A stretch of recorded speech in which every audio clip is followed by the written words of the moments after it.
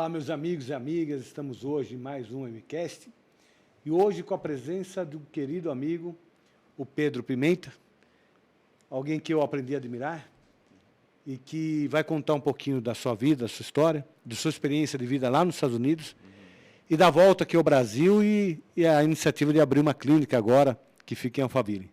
Pedro, seja bem-vindo, obrigado por ter aceito o convite e vamos começar nesse bate-papo nosso. Claro, agradeço, Max, agradeço a todos que estão assistindo a gente e com certeza vai ser um papo muito gostoso entre amigos, né? E produtivo também. Verdade.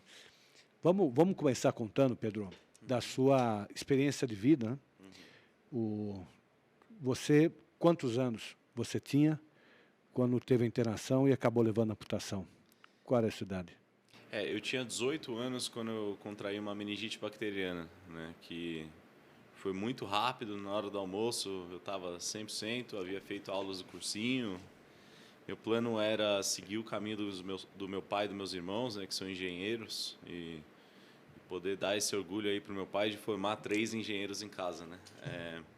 E ali, depois do almoço, comecei a passar mal. Já após a janta, fui admitido ao hospital em uma situação de emergência. Você começou a passar mal no almoço e na hora do jantar já estava internado? Não, pós-jantar, aí eu fui diagnosticado, né? Fui ali já na madrugada do dia 11 de setembro de 2009, tinha 18 anos, né? 11 de setembro, para o dia 12, questão aí de 12 horas, 13 horas de sintomas. Que loucura. E aí já foi para internação sem tratamento possível? Na verdade, é salvar a vida, né? Então, como é uma infecção geral, né, a gente chama de sepsemia, tinha que entrar com antibióticos, entraram com antibióticos e tal. E ali foi me dado menos de 1% de chance, não me dado porque eu não estava acordado já, eu já cheguei num coma. Mas foi dada à minha família menos de 1% de chance aí de me ter vivo. A meningite bacteriana ela não pode ser combatida por vacina prévia, antes? Pode e deve, né? Eu sou um porta-voz aqui no Brasil da prevenção à meningite. Acontece que a meningite bacteriana tem 5 principais cepas mais comuns no mundo e aqui no Brasil. A, B, C, W e Y, né? Quando eu era jovem, a gente tinha disponibilidade, se eu não me engano, da C, que era mais comum, que dava os surtos lá na década de 70, 80. O que aconteceu foi, depois entraram com a composta, né, que é ACWY, faltando a B, e aí a B foi lançada agora já na década de 2010. E eu tive antes do lançamento dela, então eu não tinha nem possibilidade naquela época de ser vacinado para a cepa B. Só que hoje a gente tem a cobertura vacinal entre a vacina da B e da ACWY e da C também. A gente tem a cobertura para as 5 principais cepas. Então hoje quem se vacina está protegido. Fica até um recado para pais que estão assistindo de vacinar seus filhos e também jovens, tá? Adolescentes, como eu era, 18 anos, entre 16 e 21 ainda é uma faixa etária de risco. Internado, operado, né, acorda um outro momento da sua vida, né, uma mudança completa na sua vida, né? Qual foi o sentimento aí daquele primeiro momento, daquele primeiro instante? Ninguém espera por isso, né, Marcos? Assim como você tem sua história também. Chamar de você porque a gente é Lógico. amigo. Então, ninguém espera por isso. Principalmente um jovem de 18 anos, no auge da idade, né, no auge ali da prepotência do jovem, né, da juventude, de que nada vai acontecer comigo e posso tomar riscos, né? Apesar que eu não considero que eu tomei riscos.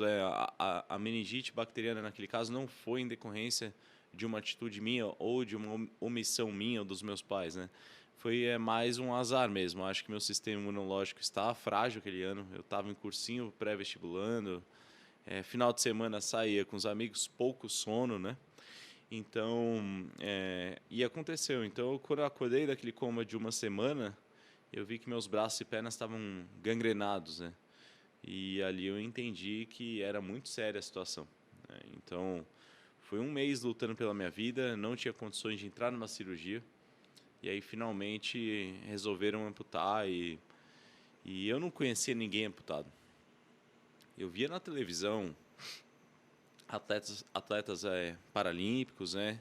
Algumas personalidades aqui e ali, mas ainda mais que naquela época a gente não tinha o advento das mídias sociais que trazem tantas mazelas, na minha opinião, mas ao mesmo tempo tem um lado bom, né? O remédio é bom, muito remédio é overdose, né? Então a gente não tinha esses influenciadores que a gente tem hoje, né? Que dão um bom exemplo, que compartilham a vida no amputado. Não tinha nada disso, né? Então para mim foi algo muito novo. E a sensação era que, ó, me colocaram no meio da floresta amazônica, sem mapa, sem GPS, sem referência, e falaram, sai. E me senti num ambiente hostil, né? O mundo não é feito para quem perde parte dos braços e das pernas, né? Tudo no mundo é feito baseado na anatomia da mão e dos pés. E aí já vem aquele quesito de acessibilidade e tudo. Então eu vislumbrei ali uma vida muito, muito, muito limitada. E, na época, muitos especialistas da área falavam para minha família, olha, nem desperdiça seu dinheiro. O Pedro, se ele der 10 passos sem usar uma bengala, uma cadeira de roda, já vai ser o recorde mundial. Porque eu perdi as pernas, agora numa parte um pouco mais técnica, né? Eu perdi as pernas acima dos joelhos e perdi os braços acima dos cotovelos. Portanto, a articulação dos braços e da perna. As 4 foram embora. E a gente sabe que as articulações, elas ajudam muito na reabilitação e na volta de uma vida normalizada, né? Você tem uma amputação transtibial, põe seu terno aí, caminha super bem e tal. Um desavisado, né? Para o transfemoral bilateral é outra coisa, né? Pro que pede as duas acima, né? E aí também questão dos braços. Então, os prognósticos não eram bons. No meu caso, foi diferente, não só pela dimensão, mas quando eu sofro acidente, eu fiquei 2 meses internado, sofrendo cirurgias, né? Para tentar manter a perna. E aí, até que eu, lembrando de uma conversa que eu tive logo que eu cheguei no hospital, em que o médico já falecido, o Dr. Santin, saudoso Dr. Santin, ele me disse, logo que eu cheguei no hospital, ele falou, Marcos, se fosse nos Estados Unidos, nós estaremos levando você para a mesa cirúrgica para amputar sua perna. Quando no Brasil, nós temos a tradição de tentar recuperar a perna, e vamos lutar para isso e tal. Como eu já estava 2 meses internado, e comecei a sentir, o meu organismo começou a sentir o estresse pelo volume de remédios que eu estava tomando, de antibióticos e tal, eu conversei com o médico e eu próprio sugeri, eu lembro da conversa, falei assim, quanto tempo ainda vocês acreditam, pela equipe inteira, né, que vai demorar a recuperação? Eles disseram, olha, Marcos, 2 anos, você já perdeu o movimento do pé, e a expectativa nossa é que você vai ficar em operação e cirurgias durante 2 anos. Vou fazer uma cirurgia a cada 2 dias. E aí eu digo, eu tenho 2 anos de vida perdida, porque não tinha o que fazer, sofrendo cirurgia com risco de em algum momento, né, ter, de infeccionar e ter, enfim, infecção hospitalar e tal. O organismo já não suportava mais aquele volume de remédios, né? E aí eu lembrei a conversa com o Dr. Santin, que quando ele falou, caiu a ficha, confesso, nem estava entendendo por quê, porque para mim eu não tinha dor na perna. As minhas pernas não estavam doendo, eu tinha tanta dor no peito, por causa do cinto de segurança, né? Porque eu estava sem ar, né? E aí eu lembrei, perguntei para eles, né? E a amputação? Em 30 dias você está andando e em 60 você está dirigindo. Eu brinco sempre, eles erraram, porque no Brasil demorou muito mais que 60 dias para ter a carta, porque tudo aqui é muito burocrático. Mas aí uma conversa para depois. Quando você sai, você vai morar nos Estados Unidos. Foi rápido esse momento de você, a viagem sua? Quanto tempo demorou? Por que você foi para lá? Eu saio e eu começo a reabilitação na rede pública. Tá. E na rede pública a coisa não andava, havia muita burocracia. E aí eu fui para a rede privada em São Paulo. E só para se ter uma noção, a fisioterapia com a nossa amiga Mônica, né, que hoje é minha colega de trabalho e que nos reabilitou, né? Verdade. É esse elo que a gente tem em comum. Demorou 2 meses para ela conseguir preparar o meu corpo para eu conseguir passar de deitado para sentado sozinho, claro, de manhã. De tão fraco que eu estava e também de não ter ali para apoiar, né, mãos e pés. Então, foi uma reabilitação lenta, no começo, porque era tirar o cara que estava atrofiado e colocar a massa magra de novo, né? E isso demorou. Nesse meio termo, eu recebi a visita da Mara Gabrilli, né? Querida Mara. Então, nossa senadora. Nossa querida senadora, um beijo para Mara. E ela chegou para minha família e falou: olha, o caso do Pedro é muito complexo. E se vocês puderem ir aos Estados Unidos, vão, porque lá a gente já tem um outro nível de tratamento. Não um tratamento no sentido, eu acho que naquela época, até que 12 anos atrás muita coisa mudou no nosso setor. Muita coisa mudou. Sim. Mas aqui no Brasil, né? No Brasil lá, já estava muito mais avançado e continua, muito, né? Então, eu venho de uma família de classe média, né? Nunca nos faltou nada. Você morava onde? Eu morava em Alphaville. Alphaville. Meu pai mudou. Meu pai é o mais novo de 11. Lá de 11 Capelinha, filhos. lá perto do Vale de Jequitinhonha. Minha mãe é de São João del Rei. É a terceira mais nova, acho que de 7. Então, são pessoas assim, super tranquilas. É que realmente meu pai, desde pequeno, era um nerd de primeira, né? Formou em engenharia e um cara que eu mais admiro no mundo e mais trabalhador é meu pai, né? E conseguiu formar o patrimônio ali da família. Só que assim, eu tinha consciência que eu não podia, primeiro, errar muito e, segundo, que ia uma parte do patrimônio da família nessa reabilitação, né? Indo lá para fora, ou até mesmo aqui. Então, a gente optou por, em vez de continuar aqui, ir para os Estados Unidos. Então, eu saí do hospital, fiquei 5 meses e meio internado. Eu saí em fevereiro de 2010. Entrei em setembro de 2009, fevereiro de 2010. Fevereiro de 2010 comecei rede pública, em maio comecei na rede privada, em outubro eu já estava nos Estados Unidos. Você fazia na Marevaz, eu também fiz lá a reabilitação. que era nosso cantinho lá, né? Um lugar muito gostoso. Dr. Marco Guedes, isso, né? E eles me prepararam para eu sair. E eu fui, né? E aí lá nos Estados Unidos eu fui para um centro em Chicago. Quando você foi, então, para os Estados Unidos? Que mês você foi? Outubro. Saí do hospital em fevereiro, então 8 meses, né? Depois. E lá eu tinha um plano de 3 meses de reabilitação, né? E era um centro bacana, renomado. Opa! Grudou aí. Que estado que era nos Estados Unidos? Em Chicago, Illinois. Uhum. Quando eu chego lá, a gente foi à procura de uma cirurgia que é o Target Muscle Reinnervation, que eles tiram os nervos, obrigado, eles tiram os nervos aqui do braço, que sobraram, e eles reinervam no peito, porque no peito a gente tem 5 grandes faixas musculares, grupos musculares, subgrupos, né, do músculo peitoral aqui, né, e ele reimplanta cada nervo num músculo, e aí em vez de colocar os eletrodos para uma prótese mioelétrica, que é uma prótese que capta basicamente os sinais elétricos que passam aqui no seu nervo, né, para abrir e fechar.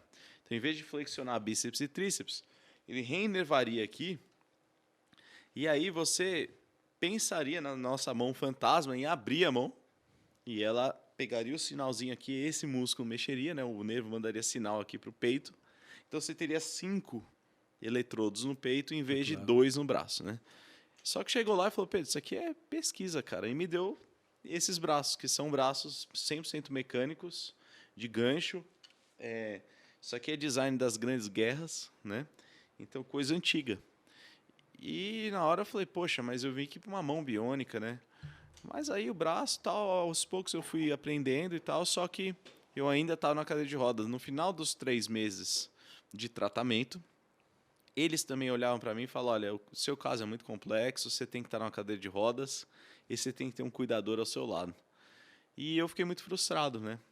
E já no final lá, em dezembro, eu fui encontrar o Kevin Carroll, que é o cara que realmente mudou minha vida. Ele é o vice-presidente de próteses da Hanger. A Hanger é a maior empresa de reabilitação de amputados e órteses e próteses do mundo, né? Lá nos Estados Unidos eles têm 800 clínicas, 800 unidades, né? E o vice-presidente de próteses é um cara técnico. Ele era um técnico que se destacou, escreveu livros. E, inclusive, ele é o cara que fez a cauda do golfinho, sabe? Teve aquele filme que o golfinho amputado, que eles põem a cauda nele, que o Morgan Freeman fez esse cara. E eu conheci numa feira de prótese, né? Eu sempre fui muito curioso, cara. Eu sempre, assim, se eu tenho um problema na minha frente, eu vou em feira, eu vou conhecer pessoas, eu vou discutir, eu vou conhecer mais sobre o problema, né? Eu vou me expor. Eu sempre tive esse pensamento. E nessa feira eu conheci o Kevin Carroll, que é o vice-presidente da Hanger. E aí, isso foi em maio. Agora nós estamos lá em dezembro, né? Eu já finalizando o tratamento em Chicago, que não deu certo. Eles indicando que o ideal para mim seria uma cadeira de rodas elétrica, que eu tinha alugado uma mecânica. Eles queriam que eu comprasse uma elétrica. E na minha frustração, eu lembrei desse senhor que eu conheci no congresso, alguns meses antes. E falei, pô, ele falou que eles tinham condições de me reabilitar, né? E aí eu liguei para ele e tal. Por coincidência, ele estava pousando em Chicago, que era a cidade que eu estava morando. E aí ele foi lá no meu apartamento e falou, Pedro, a gente não tem... Eles têm a Hanger tem, isso eu sei porque eu trabalhei por 10 anos lá, não spoiler, mas a Hanger tem 1 milhão de pacientes ano. Atende 1 milhão por ano. Nos Estados Unidos ou no mundo inteiro? Estados Unidos. 1 milhão nos Estados Nas Unidos? 800 clínicas. 1 milhão por ano. E desses 1 milhão, você vai ter por volta de 200 mil amputados e 800 mil de órteses. Tá. Sejam bebês que necessitam de capacetes ortopédicos, sejam pessoas com escoliose, precisam de coletes, EFOs, QFOs, que é para a perna, né? Mas são 1 milhão de pacientes. Ele falou, olha, isso por ano, né? E ele falou, olha, a gente tinha um cara aqui de 4 membros, bilateral acima do joelho, mas ele desistiu. E a gente não tem um case desse na Hanger. E ele falou, quando eu te vi no congresso, por algum motivo, né, eu vi um jovem ali com fogo no olho, e esse cara pode ser você. E ele me abriu portas, né? Ele fez um preço lá diferenciado para a gente, para ir para Oklahoma, onde uma dessas 800 Hangers é extremamente especializada em múltiplas amputações, em casos feios, assim, de bilateral transfemoral, veteranos de guerra. E quando eu cheguei lá, eles tinham um protocolo que hoje daria cancelamento, né? Eles seriam cancelados, que é o bootcamp. Que eu cheguei lá, tinha veterano de guerra, alguns civis, todos bilaterais transfemorais, perdendo as 2 pernas acima dos joelhos. E era bootcamp, chamava bootcamp por isso, porque era inspirado no treino dos militares, né? E quando eu cheguei lá, era sangue, suor, lágrimas, por 20 dias. Algo extremo, e por isso só tinha jovens, né, ali de maioria jovens, atléticos, né, e tal, com físico bom, porque eles já faziam a peneira antes, falavam, mandaram um e-mail e falaram, se você não obedecer o que a gente falar, tal, você pode voltar para o Brasil. Caramba, né? Mas não é a Hanger, isso é aquele grupinho ali, é uma tribo, né? Em Oklahoma. Aquela clínica. Aquela clínica que tinha um gerente da clínica que era assim e mandava lá o headquarters, eu faço assim e dá certo, e realmente dava, né? Porque eles reabilitavam bem demais. Nesse momento você estava com prótese já nos braços? Eu tinha prótese de braços que eu tinha feito lá em Chicago. Eram e essas? Fizeram... Eram essas, não? Eram iguais, mas agora já essa aqui ainda é da Hanger. Agora a gente está fazendo a nova da Da Vinci. E não utilizava prótese nas pernas, não utilizava? Porque eles estavam... Utilizava. Eu comecei baixinho. Tá. Era 2 encaixes com pezinho, claro. Chama Stubbs. Tá, sim. Que fizemos em São Paulo. E eu levei para lá para treinar lá em Chicago, mas me machucava muito. Ela era direto na fibra de carbono. Ela foi feita, eu julgo, de uma maneira incorreta, que em vez de ser feito no gesso, na mão, eu tenho muito enxerto de pele. Foi feito no método de medidas, né, e mandar a fabricação central, que para uma pessoa transfemoral que tem muito enxerto, é todo irregular o coto, né, tem que ser na mão. E então, quando eu cheguei lá em Oklahoma, a primeira coisa que me fizeram foram próteses Stubbs também, baixinho, de perna. Mas com molde. Com molde. E bem confortáveis, interior flexível, como a gente faz hoje. E aí eu consegui andar baixinho. Comecei a andar. E como o treinamento foi muito... E eu treinava com os meus colegas amputados. Era todo mundo junto. A gente ia para campo de golfe, andar na grama. A gente ia para o shopping. Então era um treinamento entre colegas e da vida real. E isso fez toda a diferença, né? Eu voltei para o Brasil andando, empurrando a cadeira de rodas. Cheguei, eu doei a cadeira de rodas quando eu cheguei ao Brasil. E desde então eu tô sem. Aí fiquei 4 meses aqui de stub baixinho. Eu usava os braços. Antes eu odiava os braços, mas eu passei a usá-los porque eu tinha medo de cair. Porque eles incomodam no começo.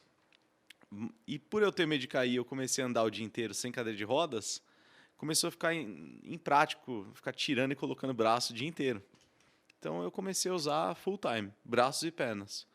E aí eu comecei a ficar bom com eles. Eu comecei a ter bastante mobilidade, comecei a escovar dente, a voltar a fazer as tarefas do dia a dia, cada vez mais, a um ponto que, já virando o ano em 2011, em maio eu fui lá fazer as pernas, os joelhos, né? E aí depois de 6 meses nos stubs você já está já voando. Então na hora que você põe os joelhos está em outra condição, né? Que é o bilateral transfemoral, naquele momento, era tipo quase 100% de rejeição de prótese. Lá que eles tinham uma alta taxa de sucesso. Foi o primeiro centro assim que pegava a maioria dos bilaterais e era só aquele reabilitava. centro. Só. Outras Engers era a mesma taxa global. Taxa aí de 10%, talvez, de bilaterais transfemorais que realmente andavam para valer. E me ensinaram a dirigir um carro, pisando no acelerador e no freio, né? E Não aí, adaptaram. não, Carro normal, sem nenhuma adaptação. não. Eu só coloco um anel postiço no volante, Para poder, para agarrar no volante, tá claro. mas nos Parte pedais, inferior, pisando tranquilamente. A gente programa o joelho, pisa no acelerador e no freio, né? Então, assim, eu estava me desenvolvendo e aí eles começaram a me chamar em 2011. Então, dezembro de 2010 eu fui fazer os stubs, voltei em março, 4 meses depois, para fazer as pernas maiores. Aí, maio, junho, julho, eu fui para os Estados Unidos 3 vezes.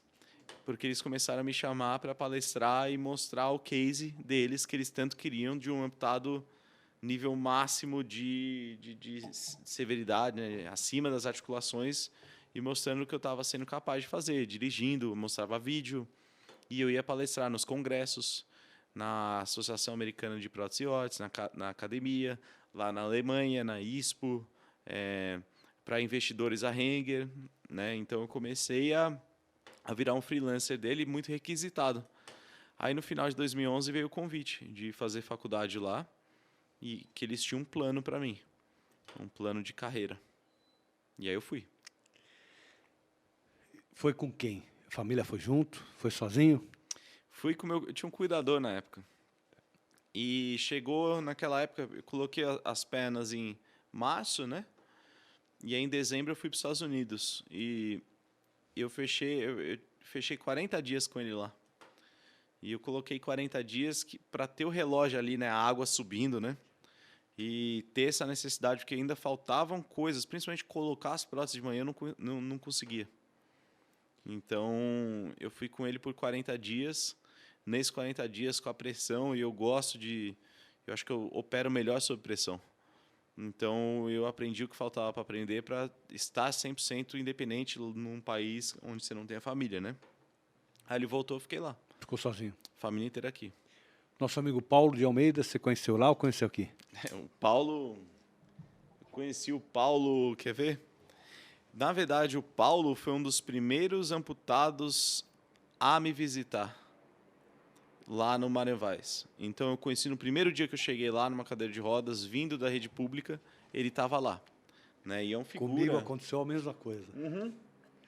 No dia que eu entrei na clínica, as 2 primeiras pessoas que eu conheci foi o Paulo e a Andriele. A Andriele também estava lá. Também estava lá? Estávamos 2 conversando, Outra eu lembro. pessoa bacana também. Eu entrei com uma esposa, né? Uhum. Minha esposa estava de cadeira de roda, minha esposa empurrando a cadeira de roda. Igualzinho.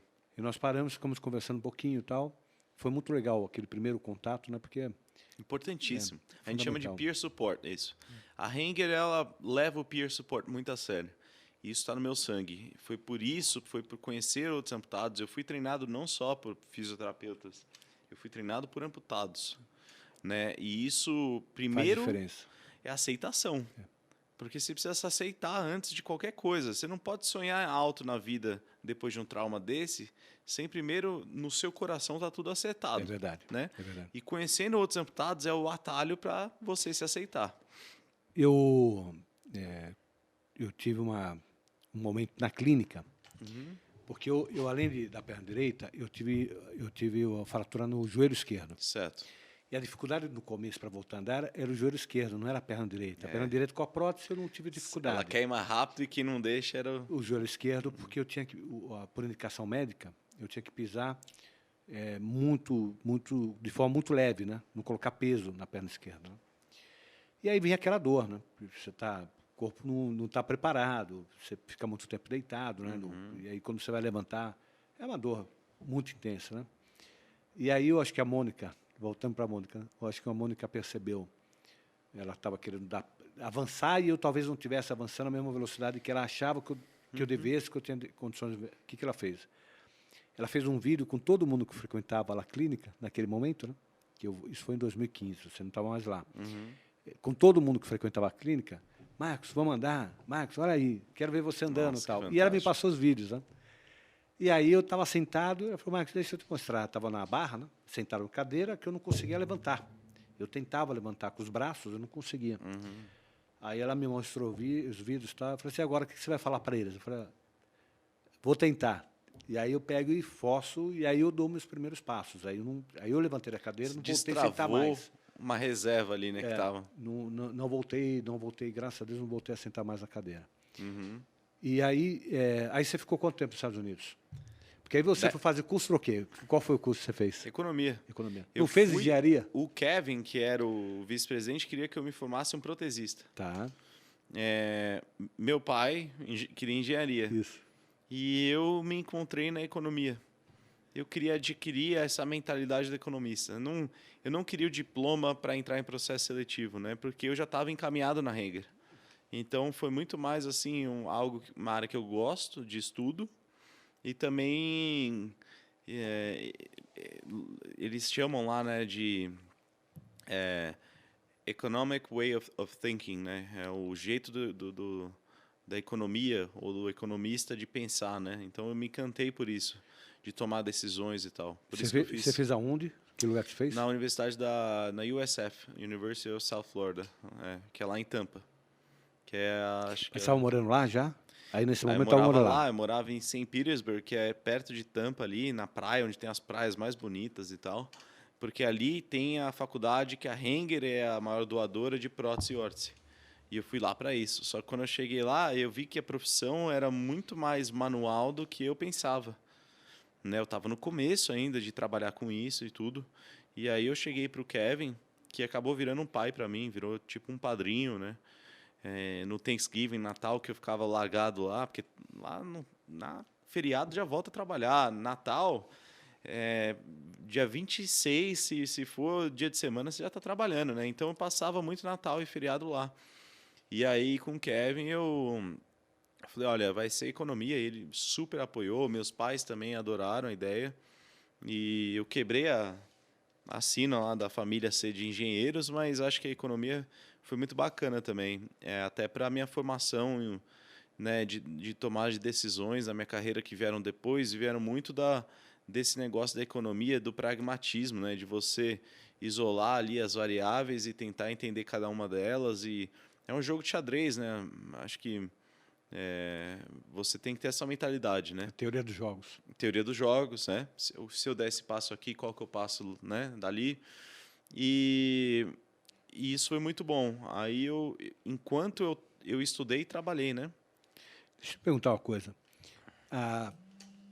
Eu estou casado há 35. Quando eu fiz 10 anos de casado, eu fui para os Estados Unidos. E isso foi em 2010, mais ou menos 2010. Eu comentei com a minha esposa, não menos que 2010, 90, década de 90, foi 90. Casei em 89, foi em 99, foi 99. Eu comentei na época com a minha esposa que tinha muita pessoa amputada e muita pessoa cadeirante e com prótese. Frequentando parques, frequentando lojas, coisa que não tinha no Brasil. Uhum. E a primeira impressão que eu tive foi errada. Né? A primeira impressão foi o seguinte, olha, tem muito amputado aqui. Como se não tivesse no Brasil, não tivesse. Tem mais aqui.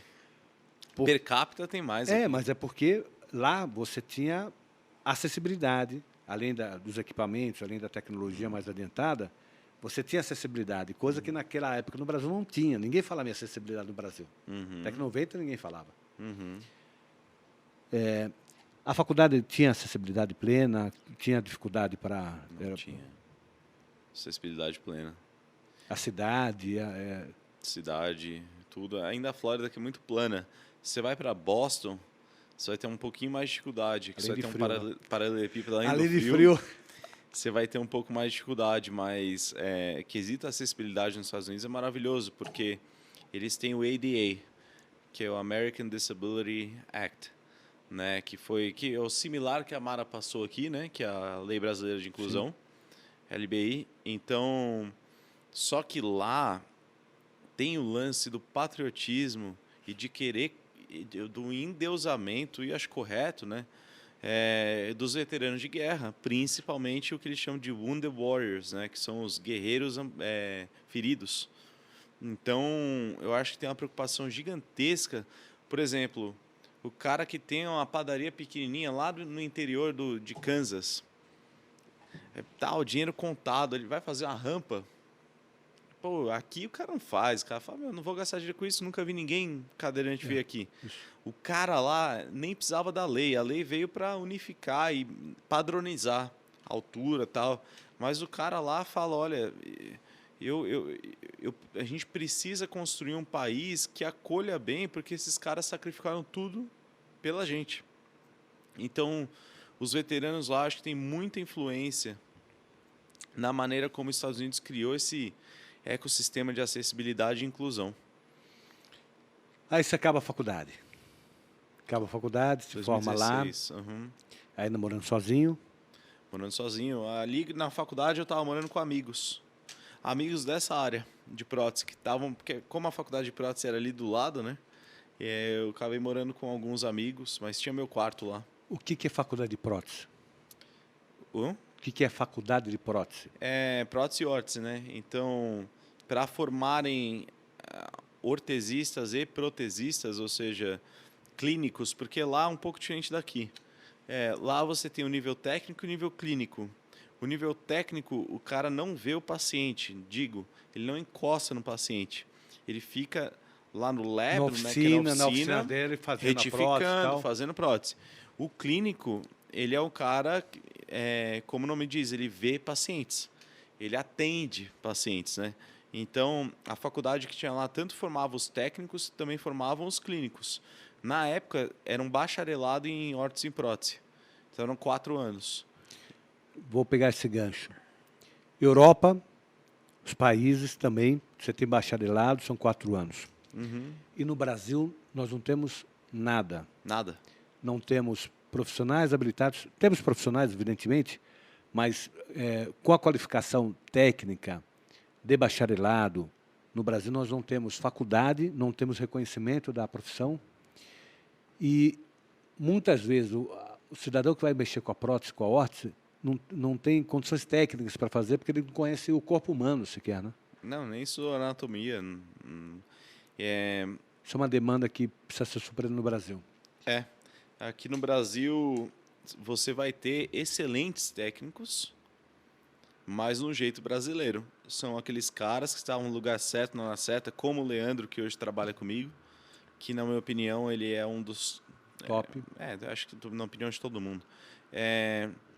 E ele estava lá no lugar certo, na hora certa, e tinha a mentoria correta. Ele estava aprendendo com os melhores da época. Então, assim como outros, né, que é muito familiar na indústria. Então, avô, papai, para filho, e aí eles vão ensinando e vão transmitindo, mas não transmite para os outros, né, para uma reserva de mercado, né? E você está num país continental, né? Continental. Então, assim, a minoria da minoria estão no nível americano ou europeu. E tem aqui no Brasil alguns, mas muito pouco. A grande maioria são sapateiros que vão lá e fazem um curso básico, né, de prótese e órtese, curso tranquilo assim e tal, passam numa prova que hoje é dada pela Abotec, que é a Associação Brasileira de Ortopedia Técnica, que é louvável o trabalho que ela faz. A Abotec, coitada, Ela supre uma ausência que não tem e que ela acaba ocupando um pedaço desse papel, né? tinha que alguém colocar um mínimo de ordem, né, que a Abotec fez, só que agora a gente tem que dar o próximo passo. Tem para entender, a profissão de técnico em órtese e prótese, eu estou falando do técnico aí, né? Não, nível técnico, nem é isso tem. Exato. Tem um projeto no Congresso Nacional, ele foi apresentado em 2015, está parado esse projeto, já aprovado na Câmara Federal, encaminhado ao Senado Federal e está parado no Senado Federal. E é fundamental isso para quem tem prótese e para quem tem órtese. O volume de pessoas é muito grande, muito grande. Muito. Para quem tem prótese e para quem tem órtese, é fundamental ter profissionais adequados para preparar a prótese e a órtese. E aí esse projeto é importantíssimo para regular a carreira, a profissão, regulando a profissão, começa a gerar os cursos universitários para técnicos, no primeiro momento, para técnicos de órtese e prótese. Além disso, é uma baita de uma oportunidade de abrir mais ainda opções para jovens que querem ajudar pessoas, trabalhar com as mãos, né? É uma carreira que ela existe, mas não é oficializada e não tem informações sobre. E eu te garanto que se ela realmente se tornasse uma carreira oficial, muitos jovens aí que procuram alguma coisa para mudar de vida se interessariam muito nessa carreira. Né? E as pessoas que usam prótese e órtese estariam muito melhor atendidos, inclusive no Brasil inteiro. Nós temos demanda, é verdade, é muito difícil. É muito difícil fazer uma prótese boa, muito difícil. Então... Eu, graças a Deus, também, minha prótese foi muito bem feita, eu nem lembro que eu tenho prótese. Nós somos minoria. Na clínica lá hoje eu recebo muita gente que vem do SUS com a prótese na mala. Isso quer dizer, exatamente o que eu quero dizer agora. Eu quero voltar depois lá para a sua passagem dos Estados Unidos, mas eu ia dizer, ainda no Brasil nós temos um outro problema, aliás, alguns, né? Mas é um outro problema. Não há atualização há muito tempo do valor da prótese que o SUS, da tabela do SUS. E aí é R$ 1.400. R$ 1.400 no SUS. E aí nós temos uma única empresa que oferece, porque é a única que consegue chegar nesse preço, oferecendo com uma tecnologia da década de 60. Porque ela não consegue competição com esse preço, ela pega o que tem, o que dá para fazer dentro desse preço, que é da década de 60. Então, quem faz a prótese pelo SUS sofre demais com uma prótese que é inadequada. E aí, voltando para o que você fala do sujeito chega com a prótese da mala, né? Porque ele não consegue andar com a prótese. Machuca, né? O principal componente de uma prótese é o encaixe, o socket, que é moldado exatamente no membro residual do portador da amputação. Então, aquilo é feito à mão, aquilo é um molde artesanal. Mesmo, é um molde mesmo, né? Gesso. Depois você tira o positivo, é a estátua perfeita do coto da pessoa ali, né? Então, a gente olha isso aí e sabe o tanto de conhecimento que vai, de tato, de feeling, né? Que vai ali para você confeccionar uma prótese. Então, a padronização, primeiro o reconhecimento da existência, mas depois um currículo, né, padronizado e tal, vai beneficiar muito a todos. E eu considerar também que o SUS tem que adequar o preço à realidade de hoje, né? Então, permitir que as próteses sejam com a tecnologia razoavelmente igual àquelas que tem numa clínica privada, né? Não sei. Assim, é engraçado, eu estava comentando isso hoje, eu não sou muito de entrar em tom político, mas difícil ouvir as pessoas incluírem PCD quando estão falando das meninas. Verdade. Essa foto aí não tem tal tipo, não tem tal tipo, não tem tal tipo. São importantes também, mas... Também, né? não pode... Mulher, negro, LGBT... são lutas válidas, mas por que os PCDs não estão com... Falta articulação, falta representação. Né? Isso tudo ajuda, né, a você desenvolver. Vamos voltar lá para os Estados Unidos. Aí você finaliza o seu curso, se torna um grande palestrante. Você deu palestra em quantos estados?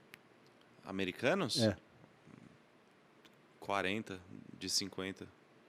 Em 40 estados. 40 estados, por aí. Virou um case. Nos Estados Unidos... Minha vida virou avião e aeroporto e hotel. Com eles lá, né? E aí ainda aqui. Mas eu digo, mesmo nos Estados Unidos, com toda a tradição, a cultura, em tratar bem, em ter desenvolvimento tecnológico, em qualificar os profissionais e tal, ainda assim, você virou um case, né? O que eu fui informado pelo Kevin era que era o case de reabilitação de tetraamputados que ele já viu e ele rodava o mundo, assim, do que é capaz de fazer, dirigir um carro. O meu apartamento não tem nada de adaptação, né? Porque eu sigo essa filosofia à risca de me adaptar, de me tornar um indivíduo adaptável, né? Senão eu ia criar uma zona de conforto que eu não ia poder viajar. E viajar é a minha paixão e virou o meu ofício, né? Eu consegui, graças...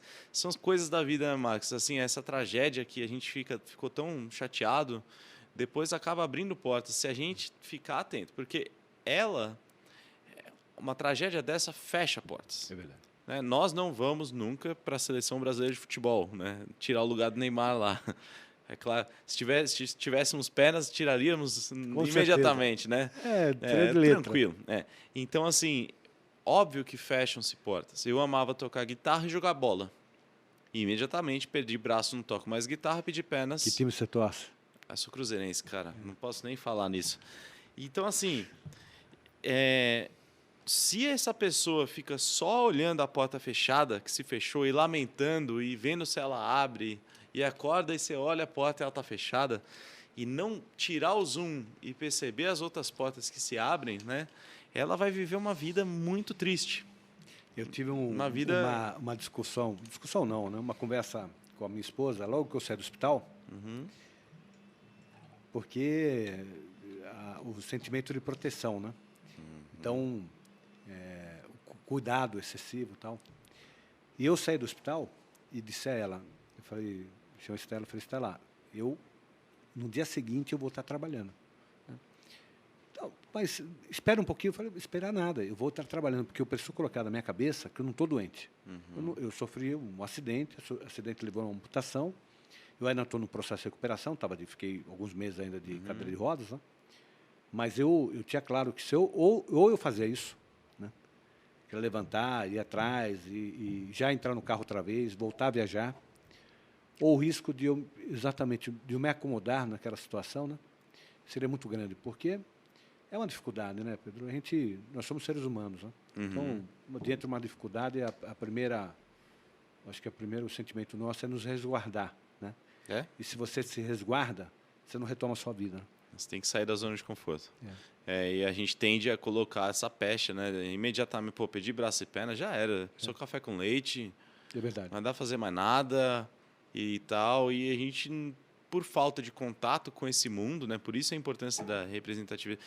Eu carrego comigo uma responsabilidade muito grande de dar bons exemplos a outros amputados, sabe? Eu não sou um cara de me expor. Se eu não fosse uma pessoa mais pública nas minhas atividades, eu nunca teria Instagram instalado. Não gosto. Mas eu percebi que... É importante para os outros, como exemplo. E para mim também. É uma ótima ferramenta e aí você leva junto uma galera. A galera vem e fala, poxa, os amputados, mandam mensagem diariamente. Isso, não vou mentir, tem um egoísmo envolvido. Isso alimenta a minha alma. É lógico. Ver que as pessoas estão sendo ajudadas, sabe? Que estão tendo bons exemplos. Então, essa representatividade eu não tive lá atrás. Eu não sabia. Para mim, o cara que perdeu braço e perna já era. Acabou. Né? Aí depois que eu fui descobrir. Eu tive duas vantagens. Aliás, vou dizer, eu tive três vantagens. Uma, as mãos e o pé que sobraram. Tô brincando. Essa é uma grande vantagem. Né? Mas, vou dizer, para enfrentar o problema da amputação, eu tive três vantagens. A primeira é que eu trabalhava com a questão da pessoa com deficiência há mais tempo. Interessante. Que eu advogava para algumas entidades, e na OAB, eu já estava na ordem, já era presidente da OAB, nós já tínhamos um trabalho muito forte com a questão da pessoa, com os direitos da pessoa com deficiência. Então, para mim, era uma realidade que eu já convivia com ela, embora é a história do lugar de fala, né? Eu não era, eu não tinha Tá amputação, na né? pele, né? Uhum. Mas eu compreendia a dinâmica e tal. A segunda vantagem foi o médico que me operou, foi o Marcos Guedes. Porque ele Me chega operou para também. operar, quando ele chega, não sei se fez Cara, isso é comigo. amputado. Não, mas eu falei, quem é esse louco, né? Porque ele chega no meu quarto às 11 horas da noite, pulando, né? Fazendo barulho e tal. Eu falei, quem que é esse louco, né? E aí ele chegou, me mostrou, eu sou amputado, contou a história dele e tal. Falei, eu estou aqui, ele falou, eu ando de elefante, viajo o mundo inteiro para tirar foto de passarinho, né? Ele é. Então, foi importante para mim. E o terceiro, quando eu estava já depois da amputação, me liga um amigo, diz, Marcos, eu posso te visitar? Eu quero que você conheça um amigo meu. Eu digo, lógico, venha visitar. E o amigo dele era o Lás Grael. Bacana. Que o Lás é um exemplo também de tudo que ele passou. E o Lás veio conversar comigo, nos tornamos amigos, mas naquele momento ele veio conversar comigo para dizer, Marcos, vim aqui para dizer que eu sofri amputação. Assim. Falou, Lás, eu acompanhei, eu era jovem, o Brasil inteiro acompanhou né? o acidente dele. E, enfim, para mim era uma honra estar do lado de um cara como ele, né? Mas eu disse, Lás, eu quero também fazer a mesma coisa, né? E eu costumo ir. Muita gente liga, fala, Marcos, meu pai, minha mãe, meu filho, e eu vou visitar com frequência pessoas no hospital por causa disso. Eu acho que é tão bom quando a gente vê, né? Você pergunta, mas você anda, como é que é? Você coloca, você tira, né? Você tem alguma dificuldade para andar, você corre, você não corre, você chuta a bola. Né? A gente não sabe, né? Então, esse diálogo com alguém que passou por essa experiência, de fato, é fundamental. Não, é essencial. E aí, você mora quanto tempo nos Estados Unidos? 10 Eu quero anos. falar quando você volta para cá. 10 anos você ficou lá. Você decide, depois de 10 anos, e você estava muito bem posicionado profissionalmente, Aí já tava realizado pessoalmente, nas emprego, palestras e tal, e decide voltar ao Brasil. Eu acho que foi um mix de coisas que me fez decidir. Primeiro, era o meu sonho máximo trabalhar para a Renger, porque nos primeiros anos, os bons anos, eu tinha um visto de estudante. Você não pode trabalhar com visto F1 de estudante nos Estados Unidos, né? Mas eu trabalhava por fora. Fazia o esqueminha, jeitinho brasileiro Aqui lá, né? Nós vamos, olha, não vai passar Cota nos Estados Unidos, não vai passar fórum, nos olha, fórum trabalhista aqui na frente. Todo ano a gente passa para, todo o MCast a gente passa para os Estados Unidos, dessa vez não, vai ser só para a Europa. A gente vai cortar o acesso aos Estados Unidos. Não, mas pode falar, eu tenho o maior orgulho. O Kevin, eu virei braço direito dele, porque o trabalho dele ele viaja de 360 dias, ele viaja uns 320, Nossa. 300, ele passa... Vive no aeroporto. E aí ele faz todos os eventos, ele vê os amputados, vai de clínica em clínica, né? Vem nos amputados ver como está o serviço. E ele passou a me levar, óbvio que não esse tanto de tempo, porque eu fazia faculdade, mas eu viajava, na época da faculdade, uma vez a cada 2, 3 semanas, e são viagens longas nos Estados Unidos, porque aqui é muita ponte aérea, Rio-São Paulo, São Paulo-BH, né? E lá não, lá era Califórnia-Flórida, é uma viagem internacional, né? Verdade. Continental. E eu passei a viajar com ele de final de semana e a trabalhar como o braço direito dele ali, né? Só que aí eu falava, você vai me pagar de 2 formas, que eu não podia receber. Você vai me dar próteses usadas. Então, desses 200 mil pacientes amputados, você imagina que há um nível de pacientes novos que entram, mas pacientes que morrem, que falecem. Sim. De falecimento de amputados. E aí, quando uma pessoa tem um falecimento, muitas vezes a família doa de volta para a empresa as próteses, mas elas não podem ser revendidas. Então, elas ficam em estoques lá da Renger. E aí o Kevin ia lá no estoque, tem um punho aqui, você está precisando, opa, manda para cá. E ele me dava, tem um pé aqui, o seu está fazendo barulho, manda para cá, tem um joelho aqui. E eu consegui me montar, você vê, com partes de... falecidos. De pé? E joelho de um, e não sei o que do outro, e eles faziam os encaixes e montavam tudo, e eu tinha o serviço deles. E dessa forma eu fiquei 6, dos 10 eu fiquei 6 dessa forma. Trabalhando ali junto ao Kevin, de uma forma até, de uma maneira informal. Depois eu terminei a faculdade, visto de trabalho, contratado. Aí era legal, Realizei meu sonho, ganhei o crachá, ganhei aquele computador da Dell quadradão, que ninguém usa, né? Só as empresas que tem aquela bolinha de mouse vermelha. É verdade. Lembra? Verdade, lógico. Eu lembro. Putz, aquilo é o maior orgulho. Ganhei a mochila, camisa e tal. E aí eu passei a trabalhar para o marketing da Renger. Eu ajudava a organizar os eventos para amputados. Eu organizei muito evento para amputado. Também no marketing da empresa, marketing digital. Eu fui um canivete suíço, vendas. E comecei a trabalhar no corporativo da empresa. Então, aí era uma viagem por semana. Toda semana, arrumava a mala, estava num lugar diferente, visitando clínicas, visitando os escritórios da empresa, né, fazendo home office e indo nos eventos. Então, muita viagem e aquilo me deu uma bagagem muito grande de conhecer outros amputados. E aí eu passei a treinar amputados nos eventos e nas clínicas. Então, e nesses anos também de informal era assim, o Kevin me ligava e falava, ó, vamos para o Nebraska amanhã, tem um paciente que eu quero que você conheça, um menino que perdeu 4 membros por meningite, bora. E eu não sou de dizer Lógico, não, né? lógico. Dos meus 20 a 30, eu falei, eu vou dizer sim, não importa o valor. Eu quero a experiência, quero ser pago em network, em experiência. E foi muito bom. Aí chegou a pandemia. Só que em 2017, logo após eu me formar, um ano após eu me formar, eu conheci a minha noiva, a Marcela. Ela estava visitando amigos em comum lá na Flórida. Veio o furacão lá em 2017, o furacão Irma, que ia ser o maior da história, que o governador falou na TV. Eu estava na academia, junto do pessoal lá, e ele falou assim, aí todo mundo parou para olhar a TV, pronunciamento do governador, uma semana antes, ele falou, saia da Flórida, senão você vai morrer. Ele falou bem assim, you're gonna die. Eu falei, já era. E aí ela estava lá visitando também, e fomos fugidos para a casa de amigos em comum na Geórgia, em Atlanta, no estado acima. E aí lá a gente ficou fugido lá do furacão, nos conhecemos, e ela é médica anestesista aqui no estado de São Paulo, em Ribeirão Preto, estava fazendo residência. Então, eu já fiquei com uma pulguinha, falei, será que eu que vou voltar ou ela que vai vir, né?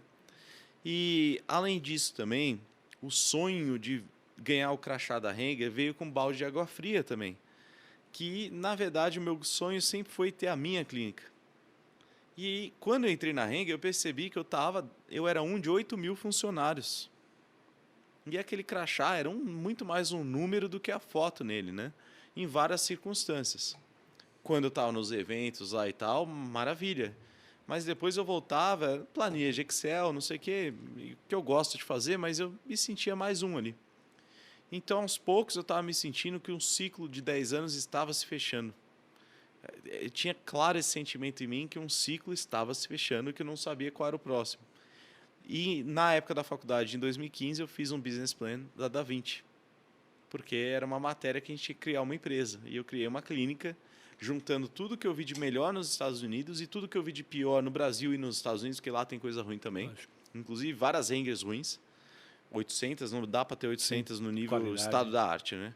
Então, eu criei a DaVinci e botei lá, submeti o trabalho para pro professor e depois guardei.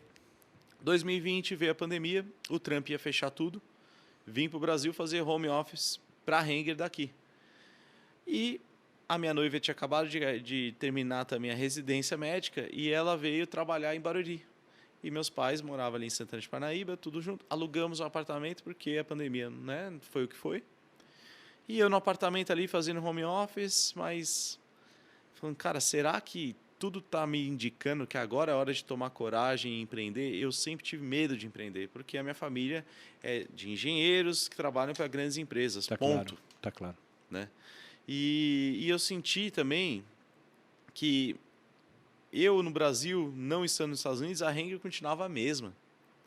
Os pacientes da Renger não perderam muito do Pedro não estar lá. Perderam, né? Mas eu digo... Lógico. Quando você olha a vida que segue lá para eles... de 800 lógico, clínicas lógico. E desses 200 mil pacientes, eu impactava por ano, sei lá, 3 mil. Né? Que é bastante, mas... Muito, lógico. Mas tem lá, né, 197. Então, eu falei, cara, e se eu voltasse para o Brasil, qual que seria o impacto? E aí eu fui conversar com o dono de clínica e tal. Muitos ofereceram emprego, parceria, não sei o quê. Eu falei, pô, se eu acho que dá para eu abrir. Porque se os outros estão vendo valor em mim, por que eu não posso ver um valor em mim né, de confiar em mim mesmo, de que essa empresa, esse investimento, e mais do que investimento, a demissão, pedir demissão da Renger, né? Sim. Ganhando em dólar, não vai se pagar, não vai dar certo, né? Tinha medo de passar fome, vai saber. Mas aí o resto foi história. Eu liguei para o Jairo, que é um grande amigo, hoje meu sócio. Estava lá em Miami, já tinha vendido tudo que ele tinha aqui no Brasil. Falei, ó, você quer voltar para o mercado brasileiro? Ele falou, ó, com você eu volto. E a gente abriu a Da Vinci juntos em maio do ano passado. Que fica em Barueri, fica em Alphaville. Fica em Tamboré, Alphaville. Uhum. E A concepção da Da Vinci é uma concepção diferente. sem dúvida. A gente tem tempo? Tem, lógico, tem mais 3 minutinhos. Certo. Porque eu quero fazer uma live com você lá na Da Vinci. Pra gente Isso, nós vamos apresentar fazer. lá. A concepção da Da Vinci nasce já diferente no sentido de a filosofia dela é muito baseada na minha vivência como um paciente, depois como um profissional do outro lado da linha, né? O que a gente falou aqui muito é da importância dos amputados conviverem, o que chama de peer support.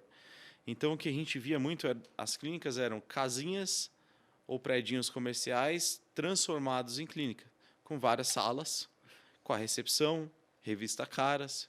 E, na minha cabeça, a clínica ela tem que facilitar a interação entre famílias e os amputados, porque famílias é importante também, Muito, esposa. Né? Muito importante. E eu falei, o dia que eu fizer minha clínica vai ser um galpão. E a pessoa vai marcar a hora de entrada e não vou marcar a hora de saída, porque esse negócio de escortar a pessoa para fora. Primeiro porque não tem vaga na Olha o frente. reloginho e tal. Fica o reloginho na parede, né? Isso. E, ô, seu Marcos, quando que é a próxima vez que você vem? Então tá bom, aí lá, né, a fisioterapeuta conversa com a recepcionista, triangula a próxima vinda e tchau para liberar o próximo. E eles se cruzam na recepção. Rapidamente. É verdade. E eu falei, não, cara, essas pessoas têm que passar o dia junto. A fisioterapia tem que ser integral. Então, a Da Vinci era um espaço muito amplo. É uma clínica grande. E eu fazia questão de ser grande. Falei, não pode, vamos começar pequeno. Se for pequeno, vai ser só mais uma. Integrado. Integrado. Entre aqueles que estão em processo de recuperação e os familiares. Então, todo mundo trabalhando junto, todo mundo conversando, todo mundo se É uma vendo. dica que Isso é um dá para o fundamental. outro ali, que a gente não dá, o profissional não dá, não está em livro, não está em nada. É de repente. E foi assim comigo, foi assim com você. E com todo mundo que eu treinei, eu percebi que quem tinha um suporte bacana de outras pessoas, sejam familiares ou amputados, era uma reabilitação mais rápida. Mais rápido, é verdade. Reabilitação física e mental. E sim, do que quem não tinha. Verdade, as duas coisas. E eu tinha vergonha de sair de casa no começo. Eu não queria ir para o restaurante, para o shopping do bairro. Eu tinha medo de olhares. Só que na Marian Vaz eu ia lá com a Mônica, com o pessoal lá, com o Paulo, e eu queria ficar o dia inteiro, mas não dava para ficar o dia inteiro. Porque lá tinha que liberar para o próximo. É verdade. Mas eu saía de lá e às vezes eu marcava coisa com a Mônica sem nem precisar. Porque era o único lugar, tirando a minha casa, que eu me sentia 100% confortável comigo mesmo. Aí eu te pergunto, qual que é o poder de uma clínica? Se a pessoa que está lá... Fundamental. Peraí, é um poder de cura. Fundamental. Se eu não saia para lugar nenhum, mas lá eu me sentia 100% confortável, tem um poder holístico. É verdade, não tem dúvida. Nesse espaço. Então a Da Vinci ela é criada nessa premissa. Junta-se a isso com a própria Mônica ter vindo trabalhar com a gente, que ela é a fisioterapeuta hoje, vocês estão ouvindo muito em Mônica, ela é a nossa fisioterapeuta lá. Um beijo para a Mônica, depois Beijão a gente, um dia eu vou fazer com ela aqui. E fazer juntos com a Mônica. Junta o Leandro, que era, na hora que eu fui pesquisar, ele era o técnico dos técnicos, o cara assim, veio do Rio Grande do Sul, comprou o projeto. Eu também o conheci, um abração a ele. Um abração para o Leandro. Aí juntou o que eu chamo do Dream Team, né? do time dos sonhos, que é Leandro, Mônica, eu e Jairo, fechou o quarteto ali que reabilita hoje a Da Vinci, e eu falo porque eu sou o paciente zero no nível da Renger. Nível da Renger sem tirar nem pôr. Nós estamos fazendo braço novo para mim, inacreditável, melhor do que esse. Fala as redes sociais da Vinci, fala as suas também. No Instagram, @DaVinciBrasil, Da Vinci Brasil, com S. Brasil com S, Da Vinci com C. O site é www.davinciclinic.com.br. O meu Instagram é Pedro Pimenta Life de vida. Fala do meu, o meu é Marcos da Costa, o Instagram Marcos da Costa, _. SP de São Paulo, o Facebook Marcos da Costa Oficial e o YouTube também Marcos da Costa Oficial. Para a gente poder acompanhar as nossas conversas nas redes sociais. Pedro, nós vamos combinar um dia de fazer uma live, não sei se dá para fazer o podcast, mas pelo menos uma live a gente vai fazer lá. E vamos fazer com eles também, juntos, para as pessoas conhecerem essas pessoas maravilhosas. São a equipe inteira. O pessoal que quiser e estiver interessado, também tem um WhatsApp da clínica, que é lá que a gente faz as marcações. Há o agendamento para você ter esses profissionais aí te analisando, vendo a sua amputação, ou se você já for um usuário de prótese, pode passar lá também para a gente dar o nosso diagnóstico. 11 97170 7515 no WhatsApp. A Gabriela vai te atender muito bem e a gente está lá te esperando. Fala o endereço da sua clínica. A clínica fica na Avenida Aruanã, 280, sala 7, em Barueri, São Paulo. Isso. Já fui lá, adorei. Gostou, né? Muito. A gente tem um protocolo, inclusive, para receber pacientes do Brasil inteiro. Então, a gente tem um protocolo de pacientes de outros estados, que hoje contabilizam quase 50% dos pacientes da Da Vinci. Nossa. Né? Vem de outros estados. Que mostra não só a qualidade da Da Vinci, mas a demanda que existe nos outros estados, né? Com Norte certeza. e Nordeste, Ainda principalmente. Muito. Eu costumo dizer que a Da Vinci é um primeiro passo do meu plano para tentar ser mais um, junto do Marcos e tantos outros, ser mais um vetor na direção correta do avanço não só da profissão, da indústria, mas principalmente da maneira como o amputado vive e se vê. É verdade. Na sociedade. São esses paradigmas que a gente tem que quebrar. Não só o externo, como ele é tratado, mas como ele se vê e se trata. Isso é fundamental. Isso é fundamental. Beleza? Pedro, muito obrigado, querido. Obrigado, Marcos. Obrigado àqueles que estiveram conosco até agora e até o próximo MCast. Um abraço a todos. Valeu, obrigado.